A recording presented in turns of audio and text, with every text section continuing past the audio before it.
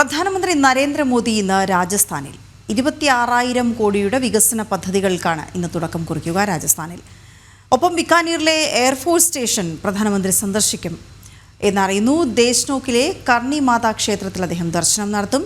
ബിക്കാനീറിലെ പൊതുസമ്മേളനത്തിൽ പങ്കെടുക്കുകയും ചെയ്യും. അദ്ദേഹത്തിൻ്റെ വാക്കുകൾ അപ്പോൾ നമുക്ക് വളരെ ശ്രദ്ധയോടെ നോക്കേണ്ട സമയമാണ്. അത് എപ്പോഴാണ് എന്നൊക്കെ അടക്കമുള്ള കാര്യങ്ങൾ ചോദിക്കാം. ഗൗതം അനന്തനാരായണൻ ചേരുന്നുണ്ട്. Gautham, good morning. ബിക്കാനീറിലേക്ക് എയർ സ്റ്റേഷൻ സന്ദർശിക്കാനെത്തുന്നു. കർണിമാതാ ക്ഷേത്രത്തിൽ ദർശനമുണ്ടൊപ്പം പൊതുസമ്മേളനത്തിലും മോദി സംസാരിക്കും. എങ്കിലും ഏറ്റവും എടുത്തു പറയേണ്ടത് 26,000 കോടിയുടെ വികസന പദ്ധതികൾ രാജസ്ഥാനിൽ. വിവരങ്ങൾ എന്തൊക്കെയാണ് ഗൗതം?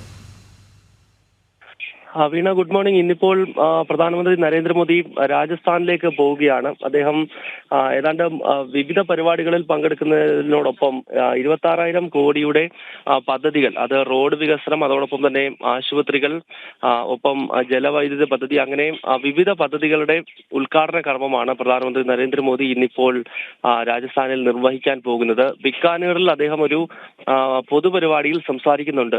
നമുക്കറിയാം, ഈ ഒരു ഓപ്പറേഷൻ സിന്ദൂറിനൊക്കെ ശേഷം ആദ്യമായി അദ്ദേഹം ഒരു പൊതുസമ്മേളനത്തിൽ, അതായത് ജനങ്ങൾക്ക് മുന്നിൽ നിന്നുകൊണ്ട് ആദ്യമായി സംസാരിക്കാൻ പോവുകയാണ്. അതിനാൽ തന്നെ വിവിധ വിഷയങ്ങൾ അദ്ദേഹം പ്രതിപാദിക്കും എന്ന കാര്യത്തിൽ യാതൊരു സംശയമില്ല. പ്രത്യേകിച്ച് ഓപ്പറേഷൻ സിന്ദൂറും ഭാരതം പാക് ഭീകരർക്ക് നൽകിയ തിരിച്ചടിയും ഒക്കെ അദ്ദേഹം രാജസ്ഥാന്റെ മണ്ണിൽ നിന്നുകൊണ്ട് സംസാരിക്കും. കാരണം രാജസ്ഥാൻ പാകിസ്ഥാനുമായി അതിർത്തി പങ്കിടുന്ന ഒരു സംസ്ഥാനമാണ്. അടുത്ത കാലത്ത് പാക് പ്രകോപനം നടന്നിട്ടുള്ള സംസ്ഥാനങ്ങളിൽ ഒന്നുകൂടിയാണ് രാജസ്ഥാൻ. അങ്ങനെയുള്ള ഒരു പ്രദേശത്തേക്കാണ്